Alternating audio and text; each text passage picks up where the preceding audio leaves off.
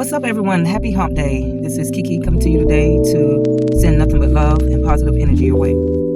So, I know I look a little tired. Had a pretty busy past couple of days.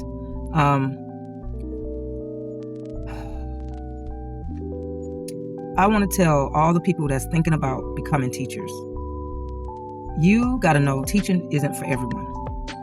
I love to educate people, but when you have a lot of things working against you, sometimes I second guess myself. I find myself looking forward to going to school like the children and just want to eat lunch and have fun and go home. Mainly, like I said, these past couple of weeks have been kind of heavy emotionally. I didn't realize that I was going to be working with a lot of students that have a lot of social emotional struggles with, or lack social emotional skills. The thing is, I'm fortunate enough to look at things from both perspectives, both sides, because I am also a mother. Like I've said in my previous videos, I'm a mother of 6 now because I adopted my nephews, and I've been teaching, working in the school system from Head Start all the way up to like middle school, just a variety of ages, for more over than 20-something years. So I've had the opportunity to see all the changes that took place throughout our educational system. Now, if I had to rate it and say that, 1 is non-improvement to 5 being yes, it improved a lot, I would say it seemed like it's a negative 1. And it's not like I don't appreciate my job. It's not like I don't appreciate the whole purpose behind educating students. But it's like there's just too many things that I've seen that's not really meant to set students up for success. I'll say the social emotional portion of my thoughts on that part towards the end of this video. But academic wise, okay, first off, when you are working with modernized, I'm not going to say Gen Z, maybe it is Gen Z. I don't know. I guess now everybody got to have labels for different years of how, kids grow and develop. But today's students, they're a little bit more advanced with a lot of TikTok, a lot of computer, a lot of game, movies. I don't even know why they make G-rated movies, because it seemed like to me, all the young children are watching R-rated movies. One of my students just said she was watching Hustle and Flow, and I'm like, there's nothing in there that's really kid-friendly. Why are you watching that? I had another kid said they stay up late till about 11 o'clock playing GTA. It's like, but we expect these students to still come to school and be normal and perform at a very decent rate. It's like, I don't get it. I really don't get it. And maybe I've just been hiding under a rock, or maybe I'm just so old school to where I'm missing maybe something good about it. But yeah, had a few 4th graders talking about smashing somebody. I'm like, dude, how you talking about smashing somebody? You barely can pee in the toilet straight. Like, you can't even spell good. Like, don't have no job, don't have no way to take nobody out. I mean, like, their mind is so much in the gutter, so much on the wrong thing, on the wrong focus, to where it makes it harder for me to really do my job. And it's like, I feel like I'm a referee than I am a teacher. You have kids going back and forth. Okay. Academic wise, I got students bragging that they flunked twice and they ain't worrying about it because during the 3rd try, they get to be promoted. So while I'm sitting here pulling my hair out, trying to figure out how to reach these students, how I can get them to study more, how I can get them to really comprehend the material I'm presenting, they ain't even worrying about it because they feel like, okay, all my F's ain't gonna hold me back because the system is set up to where I can still move on. And they don't even have an IEP. Like, I would understand, yeah, they got an IEP, but half of the students don't have an IEP. And it's just very interesting how the students that did get promoted, like just promoted, even though they really did not meet the goals to be promoted, they go and brag to the other kids about it. So I'm like, well, what kind of okay, so, but it's just, I feel like, it's just frustrating to see mostly our African-American students just talking about everything but okay, so I noticed the Hispanic students, when they come over, I guess they've been through a lot. They know the importance of education because I guess they don't have as many privileges over in their country than over in America. So when they come over, they try to buckle down, they try to get the stuff done. I'm not saying all of them like that, but I'm lately, from the past, I can say a few years I've been working with students, that's kind of what I've been seeing. Like I told you, the second grade students that I was teaching, the highest performing student that was performing like almost at a fourth grade level was a Hispanic student. So it just hurts my heart that the kids, our culture is losing the focus of being in school and trying to do their best. And I mean, I did tell them that, school is not really 100% about who's the smartest and who's the dumbest. It's really designed to prepare you for work. So if you can't follow simple directions in school, you're constantly getting suspended, you're constantly getting in fights, you're not even trying to make an effort, you're making F's, then most likely that's already showing them to the people that collect the records, the office officials, that you pretty much ain't gonna last too much longer in school, and 9 out of 10 you're gonna drop out. And then most likely, if you don't come from a wealthy family, if you don't get lucky, win the lottery, you're gonna indulge in some illegal activities. And then that's gonna lead to a criminal record, arrest, and then there you go. They got a jail cell set up and ready for you. So that is kind of what I try to get my kids to understand. It ain't just about, really being this super smart nerd. It's just the fact that just try to learn the material, because you never know, you might can relate to some of it, and it might help you in the long run. I'm not saying every single thing that we learn in school can be applied to our daily lives, but I'm trying to motivate them. I'm trying to get them to see. I said, if you drop out, then most likely you're gonna be standing on the corner asking for a handout, and you definitely don't want to do that, because. And one boy was like, "Well, I don't care." I said, "So you want to do that in the wintertime when it's freezing cold outside?" I said, "Go ask a homeless person how it feels to constantly stand outside year round when it's bad weather, when it's too hot outside, when it's freezing cold. You barely can go in certain places because they know you don't got the money to clean yourself up. You smelling horrible, and you only getting a little bit of change." That's a depressive type of move, and then most likely you're going to become addicted to some type of substance because you're just trying to get by. So a lot of kids don't really get it. And it's even worse when you have to deal with parents that only want to check in when they see an F. They don't give teachers any type of credit. Like, thank you for helping my child understand this material, understand how to read better, understand how to do math better, understand life better. You gave my child an F? Well, I need to understand why you gave my child an F. Because your child's sitting in the back of the classroom passing notes and coloring and acting like she's in art when she's apparently in social studies and science. So these parents be expecting us to just make a miracle happen, but it takes teamwork. And I'm talking to the parents out there and soon to be parents. If you don't understand the system, it's all about control and keeping your child disciplined. If you cannot keep your child disciplined at home, if your child don't respect your household rules, don't expect them to respect the school rules or expectations. Expect a phone call or some referrals and a lot of conferences if you do not get that under control before your child start public school. But yeah, it's very frustrating with that. And then when you doing your best, trying to reach every learning style, you got the slow learners that take almost an hour just to write a 10-minute sentence. And then you got the advanced learners that feel like, okay, well, I'm done and I really don't got time for this BS, and the teacher moving too slow and the students moving too slow. Now, yes, I do have a backup plan. I do give them some extra work, but I don't know. I just think it's kind of frustrating to have to overload advanced students with extra work because these students, these low performance students being lazy and don't want to put in the work. I just don't think that makes sense. So with the academic challenges going on, then of course we got the in-house challenges. So when you're working at a Title I school, most likely a lot of the kids are performing low, which is the school is rated low. So when you're working for a company like that, then now they're trying to put out these extra duties to make themselves look like they really got it together when they ain't really got it together. But here we go. I'm off from work and I'm getting messages from parents. Here we go. Okay, so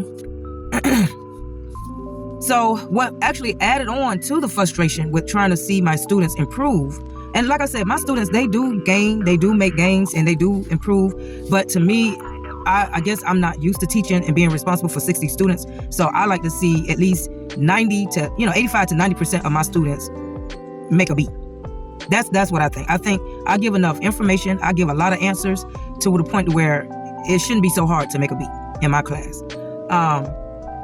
And I'm a very entertaining person, so you can't really get bored in my class, But the thing is, when students come to me and they're under pressure they're under peer pressure, they're under parent pressure. Like, I had one student come to my classroom. Now, I mean, she was laughing and having fun with her friends, but she came in my classroom and just sat there. And I said, well, you're going to be in here for 45 minutes. So you're going to waste 45 minutes of your time just to sit and stare at the wall or try to make use of your time. Because I'm not going to waste my time. I'm going to do my job whether you want to, join in or not. And so she sat there for a good 10 to 15 minutes. And I'm like, let me go ahead and try to find out what's going on with this child, because I don't need her influencing the other kids to do the same thing. So let me go ahead and reach and see if I can get through to her, because her grade is already suffering. She already have a high absent count. So she pulls me to the side. No, I take that back. Let me back up a little bit. We were talking about making a family timeline. And I said that, if you want to add family members that's been deceased, that's deceased in your family, you're welcome to do so, but just be prepared to explain your timeline. And if you're very sensitive about certain family members, or you're not done grieving over the family members, then you may just want to not add their pictures. But I said, it's up to you. I said, like, I had a dog and I lost my dog, and I'm very sensitive about my dog. So I wouldn't want to add my dog, even though he was a part of my family, to my timeline, because then I would have to really talk about him. And I just feel like there's some things that took place that could have been avoided, but it is what it is. And so one girl, the same girl, she was yelling out, well, my baby sister died. And I'm like, oh, shoot. Okay. And then everybody just started looking at her and they started gossiping about it. And, oh, your baby sister died. Ooh, ooh. I said, wait a minute. I think that's a little sensitive. So let's go ahead. Let's get back to work, everybody else. And then I need you to come and talk to me. And let's see if we can, work out something about you and your attitude about work. And so she explained to me that her sister really died and she was 1 year old. And I said, well, I'm sorry to hear that. And I was like, well, I'm not really trying to pry or get all in your business. I said, well, how did your sister pass away? And she said, well, my stepmama was with my daddy, and my stepmama was jealous of the baby, that he had a baby from her mama. And so the stepmama told the dad, or gave him an ultimatum or something, to the point where if he did not punch the baby pretty much to death, then I guess the relationship was going to be over. Now, it sounded like to me somebody had to be on drugs, had to be on something for them to come up with something as stupid as that. And that's just my opinion. That's just my opinion. And of course, they were, arrested and they're all locked up. But it's like, now this girl is walking around trying to numb herself, because I said, well, did you go to a counseling? Did your family? She said, well, we were supposed to, but we never made it. And I'm like, okay, well, did your mom try? And I don't know, maybe the mom is still depressed over the situation, because she trusted the dad to look after the baby girl and protect the baby girl, but he ended up chasing after some jealous ass, sorry ass pussy, and then he ended up losing his child behind that kind of stupidity. So now the student that I have, she's depressed. She don't really try to make an effort. She barely come to school. I don't even know. And she's the tallest girl. Like, this girl is taller than me. Now, she's close to 6 foot, and she already retained the 4th grade. So we already know what that's going to look like. She ain't going to even try to push through. And, but I wanted to break down, because I'm like, these children, they are, and it made me think about me when I was in school, because a lot of times adults' problems fall on children, and children are not developed enough to carry that weight. And so some adults feel like, oh, well, they don't know no better. They ain't going to understand. But these kids truly understand.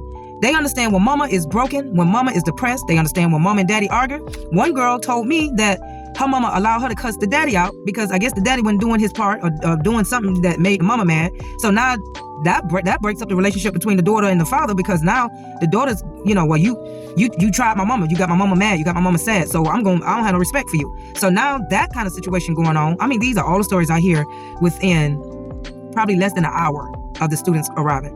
Then I had another girl come in my room this morning. She all pissed off. She didn't even want to come in the classroom. So it took me a good 5-10 minutes. I had to stop in the middle of preparing to start my presentation and my lesson to counsel somebody that's pissed off because she liked this boy, and this boy touched another girl around the neck. She said it was inappropriate the way they touched each other on the neck. And she's breaking down in my closet. Already she smelled horrible, because it smelled like she had PE for 5 days and did not take a shower. So she all just mad and moving her body around, and I'm trying to calm her down and hold my nose at the same time and trying to figure out what to do. Now, I already gave her wipes to put under her arms, but it's like nobody ain't replying. Nobody don't try to kick out the supplies to help me maintain. So I guess the parents feel like, okay, well, the teacher make enough. No, we don't. The teachers do not make enough to be covering supplies over and over again when the kids sit there, chew on pencils and use them as drums, use papers to make Chinese stars, draw pictures, and then barely write a few words on it when I'm asking them to complete assignments. But then we got to go and replace that. Then now I'm finding out I gotta buy pads. I'm like, well, what happened to the clinic? I'm pretty sure the clinic they only get a monthly stipend. So when all the girls are running out of pads, they don't really have anything else. So I'm like, oh my gosh, like when does it get any better? So the guy that had this girl in the hallway crying her eyes out, upset because he touched another girl. So he comes in the classroom all hyped, like, yeah, I got hoes crying over me. Yeah, I'm doing it. I mean, he's always flirting with girls, always in their face. And I told you, he ain't no bigger than my wrist. No bigger. It don't even make sense. Like, these girls are, I mean, he got a nice smile. He's not an ugly person, but his attitude and his cockiness sucks. And I found out he's supposed to be going to counseling. Like, I'm trying to reach his mama because he likes to be the class clown times 10.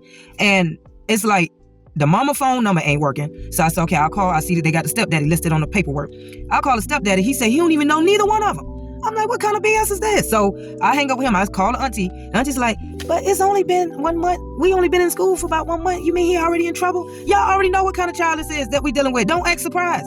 If this boy is acting a fool at home, jumping in fights and causing problems, then you know he doing it at school. He ain't gonna be no angel. And I'm not gonna discipline him, because if I have to discipline him, if I gotta go back to the old school Miami way of discipline him, yeah, he gonna get himself together. He gonna get it together. But other than that, you know, these parents be acting like, huh, what? And then what make it even worse, the mama showed up to the school, but I didn't even know. And she wanted to know what the boy wanted for dinner. Do the boy want seafood? Now, this is why we got kids that's just all over the place, because priorities and focuses ain't on trying to educate them and get them to the next level. It's like, oh, well. And I can understand. A lot of people lost respect for school. They lost hope in teachers. But some teachers still care. Not all teachers are criminals. You know, not all teachers want to fight students back. You know, I know TikTok be putting it out there. All, you know, teachers fighting the students, teachers coming to school high and drunk. But really, you got to have a strong mind to deal with this kind of job. You really got to. And I know there's other jobs out there that can be more challenging. But I know for a fact, this school system could be a whole lot better than this. I mean, because if it gets any worse, they just need to shut it down. They need to just shut it down. So I felt like today I put out more fires, tried to prevent fights, trying to prevent meltdowns, trying to keep girls' mental health together so they don't talk about unaliving themselves. The girl that I talked about the other day, the girl that was supposed to be, you know, trying to attempt to do that, I said, well, let's do a follow-up. How's everything going? It's okay. So they got her sitting in a counselor office the whole entire day. So she missing half of the work that she's supposed to be doing. I said, well, is the counseling helping? And she was like, well, kind of. It's like, I said, well, did anything happen with the boys? So the boys won't continue to bully you and mess with you? No, they're still walking around. They're waiting for the principal to get back in touch with us. And then my mama been working, so we got to try to schedule another appointment. I'm like, this got to be a joke. If my child is talking about removing themselves from this world, from this earth, I'm going to drop everything I got going on to find out what's really going on with my child. I'm going to be making phone calls, if I'm at work, I'm making phone calls. But 9 out of 10, I'm going to be taking off. I'm going to be constantly following and watching my child, because at the end of the day, that's my future. I ain't going to be here for the rest of, forever. So I want to make sure that my kid's safe mentally, emotionally, all across the board. But it just seemed like, nowadays, I don't know what's going on, but it seems like these parents are taking it for a joke. Maybe it's something she say all the time when she get in her feelings. But I mean, being bullied every single day on the bus by older kids, not kids in her age level, and they're boys picking on a girl. Like, that's like too many odds working against her. And then they're just like, well, we just got to postpone counseling, like real counseling. I ain't talking about the school counseling that, let you sit in the office and just talk in color. I ain't talking about that. I'm talking about some real professional counseling. But I don't know if they got a long wait list. But like I said, if anybody out there wealthy, they got a lot of money, and you trying to find something to donate a charity to, please reach out to the low-rated Title I schools, because we need all the counselors, all the grant, all the help that we can get to maintain. Because like I said, these are the same children that will potentially be running the world. We don't know what the outcome may be. Maybe they'll grow up and be better citizens. We all made mistakes, but it's just too many students walking around with issues. I got at least 5 of them, they come to school dirty, Like, they don't have access to a washing machine or clean clothes. I don't know. I'll try to check in with the counselor to see if they got any extra clothes. When I do try to talk to the students to see how I can help, I said, do you need anything? Are you good? Oh, I'm good. And knowing he's not good. He come to school dirty. His hair dirty, fingernails dirty. He want to fight everybody. He's unhappy. I mean, this is another student. But yeah, it seemed like I got a group this year that they need more than what I can give. They need more than teachers. And I said, if I got to be a counselor throughout most of my time at work, then that's what I just need to go and do.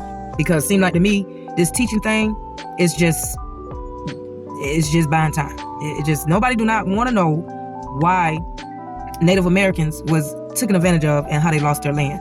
They don't understand how much they're connected to these people we're learning about, but they don't care. And I'm like, well, I understand why they're teaching it, because they want us to learn from mistakes and acknowledge things that was done, and hopefully it doesn't get repeated. But these kids, they weren't about TikTok.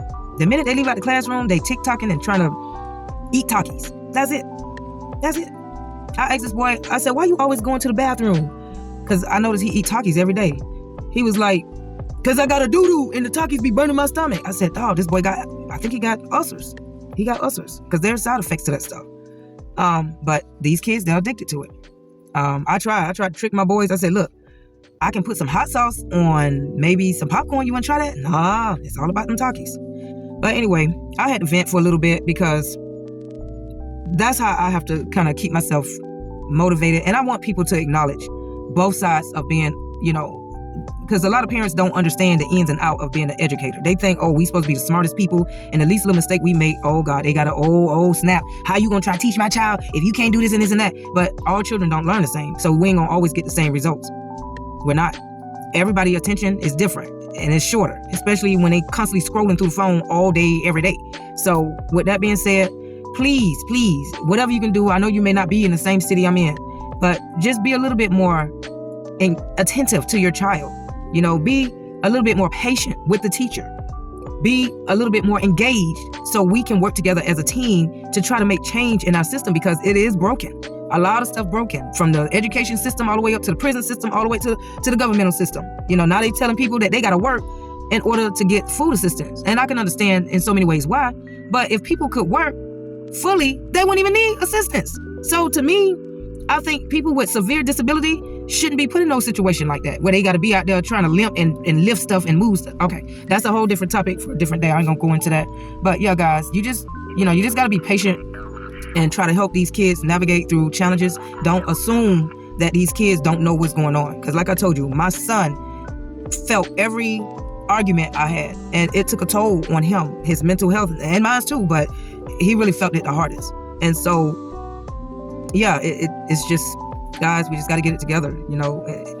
We can't halfway wake up. We got to wake up all the way, and we have to make time. We got to make time for our future generations, because time is ticking. We ain't gonna be here forever. So with that being said, I'm gonna leave it here. Until next time, until the next episode of Elementary Drama, stay tuned. With love and peace.